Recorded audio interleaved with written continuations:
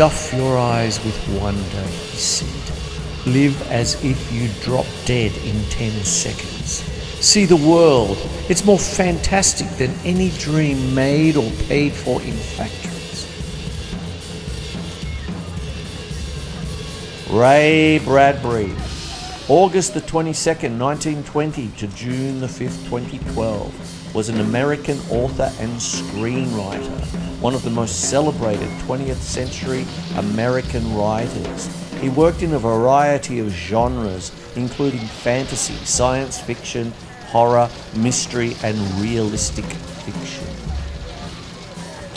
Bradbury is best known for his novel Fahrenheit 451, 1953, and his short story collections The Martian Chronicles, 1950, The Illustrated Man, 1951, and The October Country, 1955. Other notable works include the coming-of-age novel Dandelion Wine, 1957, the dark fantasy Something Wicked This Way Comes, 1962, and the fictionalized memoir Green Shadows, White Whale, 1992. Everyone must leave something behind when he dies, my grandfather said.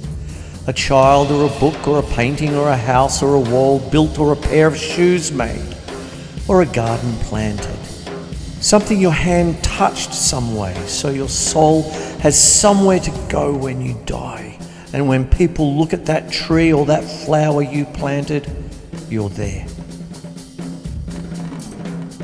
He also wrote and consulted on screenplays and television scripts, including Moby Dick and It Came from Outer Space. Many of his works were adapted into television and film productions, as well as comic books. Bradbury also wrote poetry, which has been published in several collections, such as They Have Not Seen the Stars, 2001. It doesn't matter what you do, he said, so long as you change something from the way it was before you touched it into something that's like you after you take your hands away. The difference between the man who just cuts lawns and a real gardener is in the touching, he said. The lawn cutter might just as well not have been there at all. The gardener will be there a lifetime. The New York Times called Bradbury an author whose fanciful imagination, poetic prose, and mature understanding of human character have won him an international reputation, and the writer most responsible for bringing modern science fiction into the literary mainstream. We need not to be let alone. We need to be really bothered once in a while. How long is it since you were really bothered about something important, about something real? Early life. Bradbury was born on August 22nd, 1920 in Waukegan, Illinois, to Etsa Bradbury, a Swedish immigrant, and Leonard Spalding Bradbury, a power and telephone lineman of English ancestry. He was given the middle name Douglas after actor Douglas Fairbanks. There must be something in books, something we can't imagine, to make a woman stay in a burning house. There must be something there. You don't stay for nothing.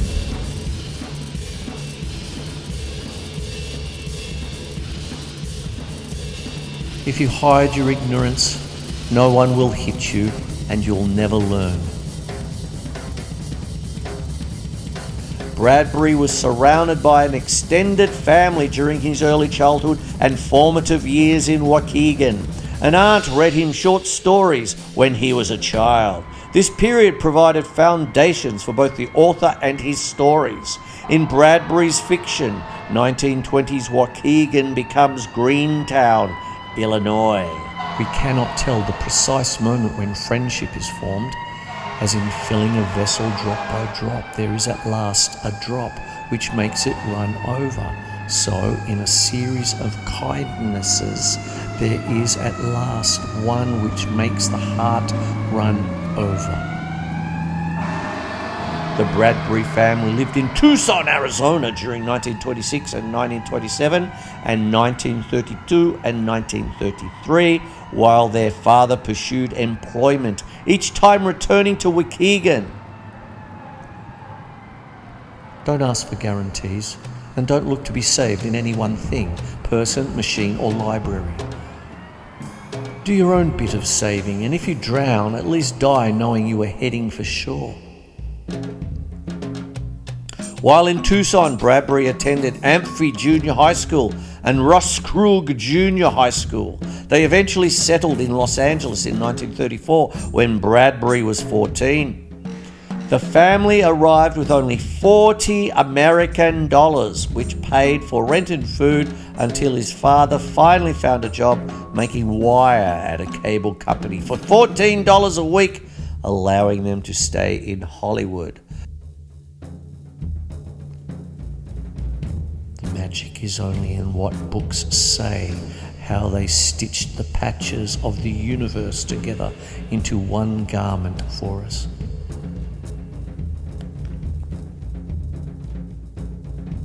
Bradbury attended Los Angeles High School and was active in the drama club. He often roller skated through Hollywood in hopes of meeting celebrities.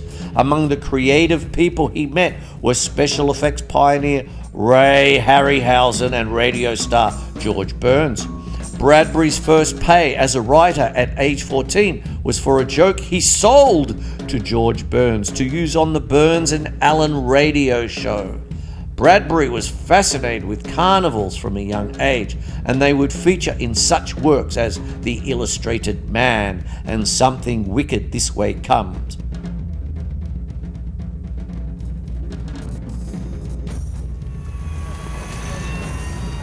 With school turning out more runners, jumpers, racers, tinkerers, grabbers, snatchers, flyers and swimmers, instead of examiners, critics, knowers and imaginative creators, the word intellectual, of course, became the swear word it deserved to be.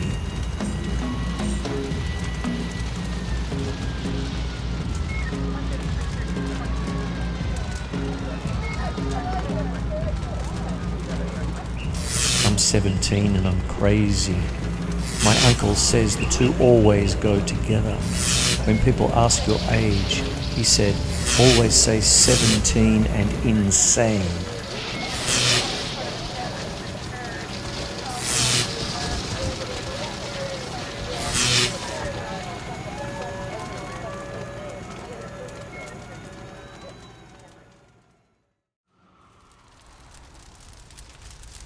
The good writers touch life often.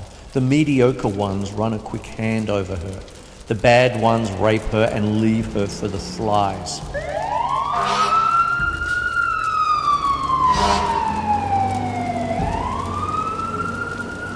He related a formative event of his youth. Ahem.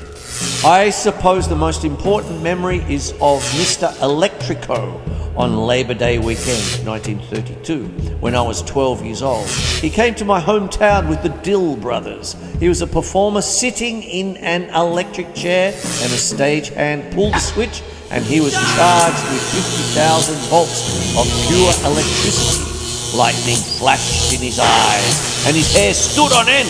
I sat below in the front row, and he reached down with a flaming sword full of electricity, and he tapped me on both shoulders, and then the tip of my nose, and he cried, "Live forever!" And I thought, God, that's wonderful. How do you do that? So when I left the carnival that day, I stood by the carousel, and I watched the horses running around and around to the music of Beautiful Ohio, and I cried. Tears streamed down my cheeks because I knew something important had happened to me that day. Because of Mr. Electrico. I felt changed, and so I went home, and within days I started to write, and I've never stopped. Love found its dark stain in my heart. I'm like a flower through.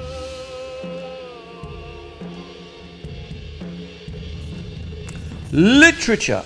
Throughout his youth, Bradbury was an avid reader and writer and knew at a young age that he was going into one of the arts. Bradbury began writing his own stories at age 12 in 1931, sometimes writing on butcher paper.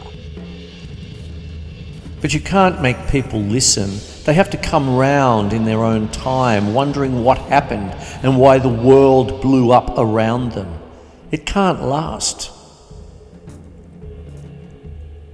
In his youth, he spent much time in the Carnegie Library in Waukegan, reading such authors as H.G. Wells, Jules Verne, and Edgar Allan Poe. At 12, he began writing traditional horror stories and said he tried to imitate Poe until he was about 18.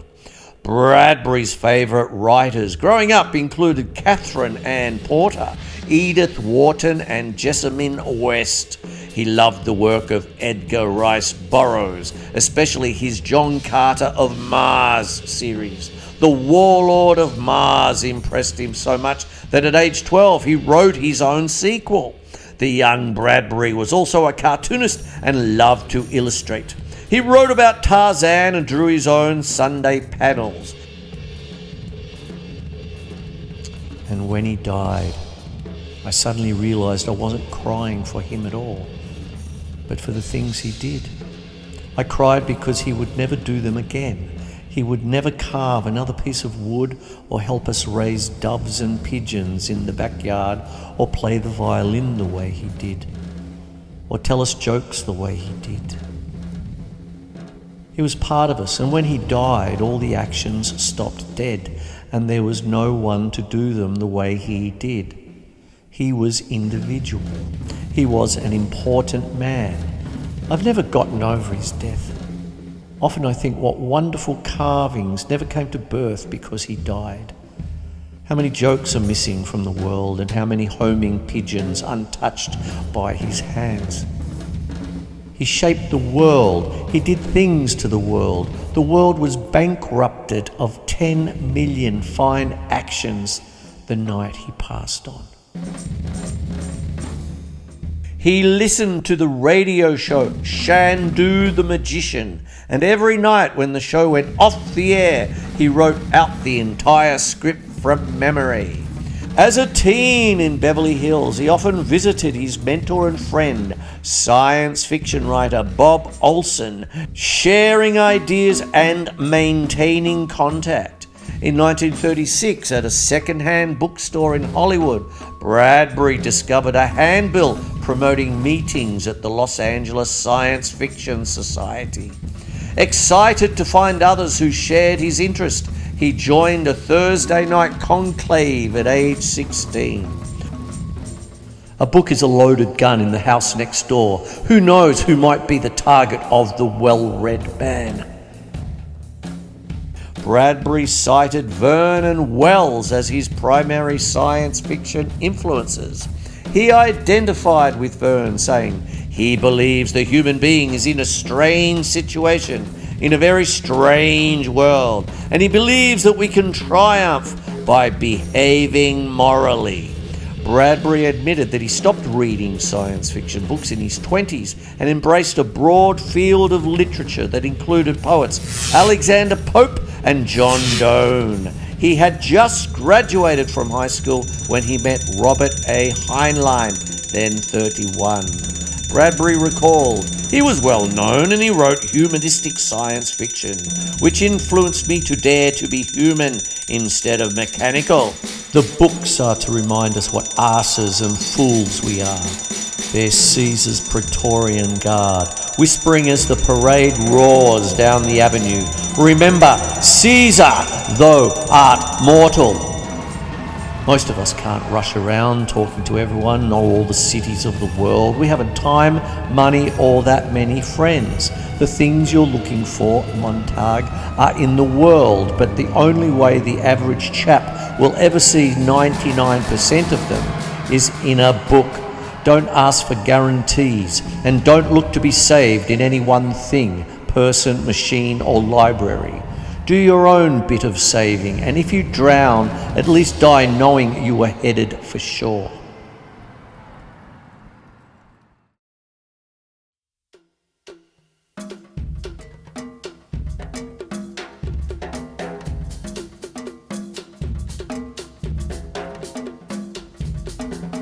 During his young adulthood, Bradbury read stories published in astounding science fiction and read everything by Heinlein and Arthur C. Clarke, as well as the early writings of Theodore Sturgeon and A.E. Van Vogt.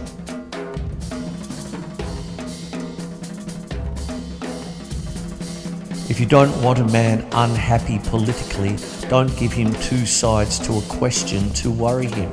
Give him one. Better yet, give him none. Let him forget there is such a thing as war.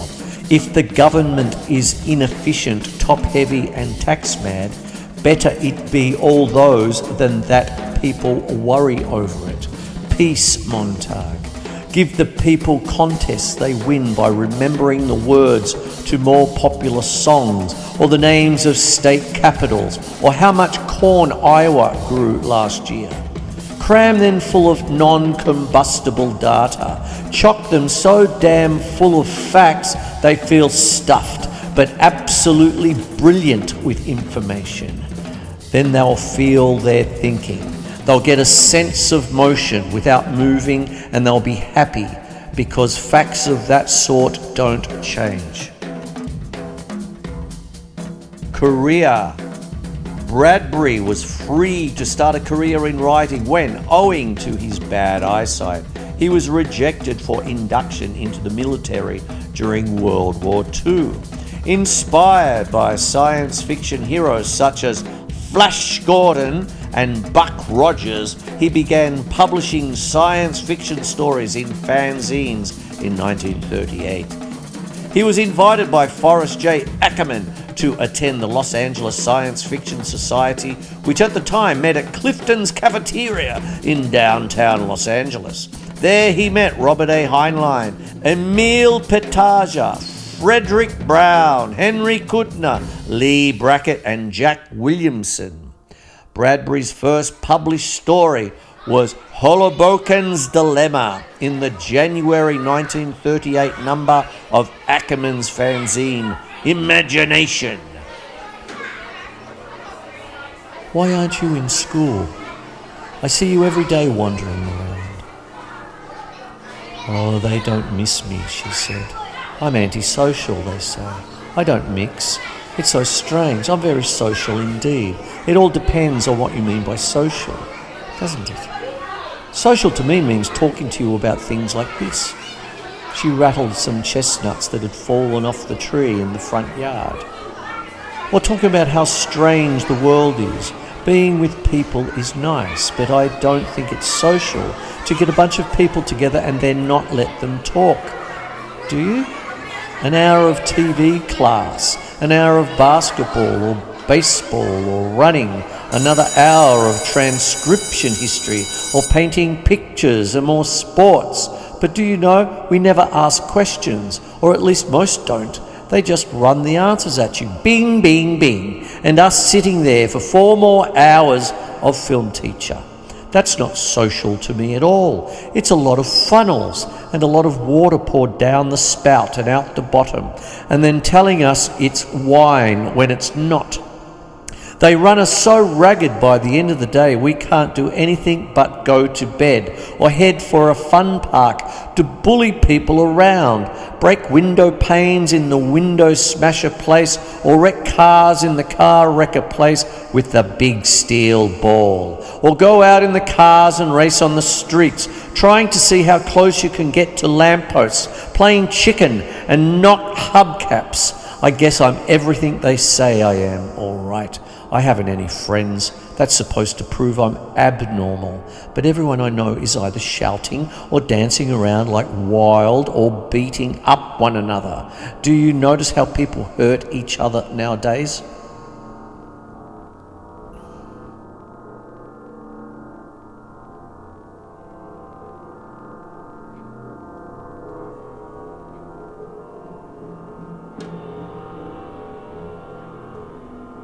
Between 1940 and 1947, he was a contributor to Rob Wagner's film magazine, Script.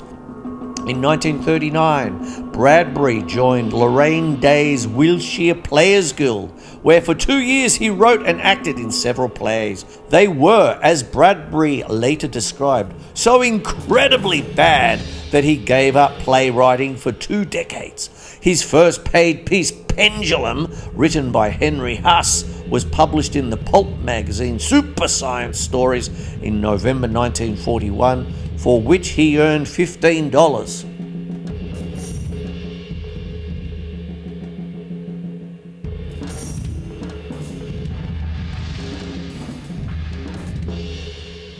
"You're a hopeless romantic," said Faber.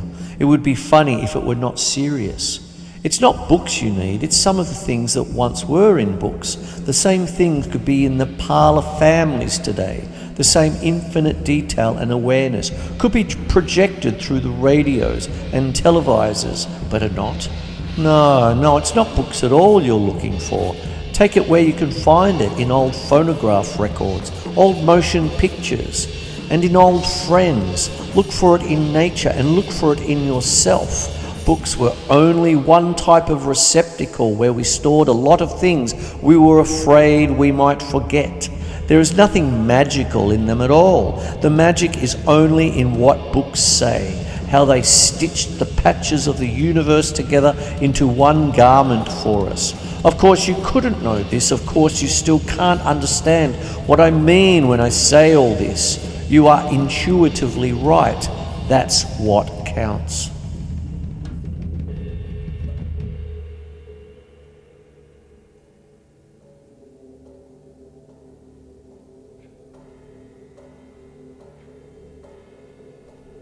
Bradbury sold his first solo story, The Lake, for $13.75 at 22 and became a full-time writer by 24. His first collection of short stories, Dark Carnival, was published in 1947 by Arkham House, a small press in Sauk City, Wisconsin, owned by August Derleth. Reviewing Dark Carnival for the New York Herald Tribune, Will Cuppy proclaimed Bradbury suitable for general consumption and predicted that he would become a writer of the caliber of British author John Collier. After a rejection notice from the pulp Weird Tales, Bradbury submitted Homecoming to Mademoiselle, where it was spotted by a young editorial assistant named Truman Capote.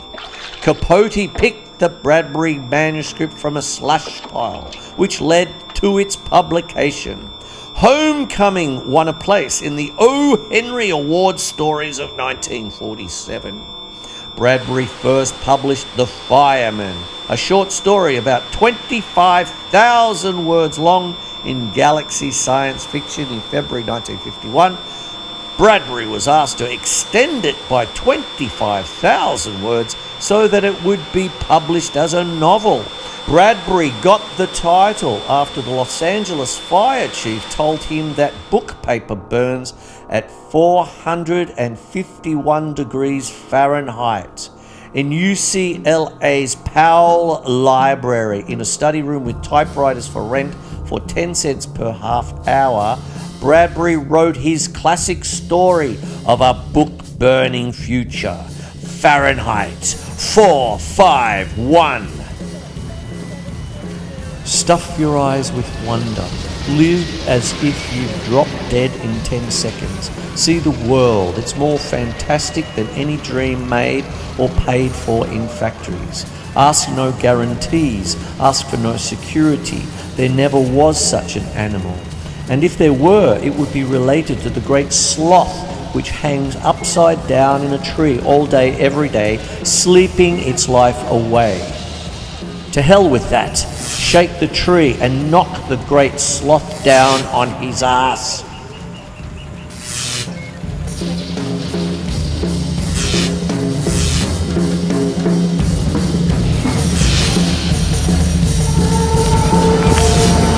Is it true that a long time ago, firemen used to put out fires and not burn books?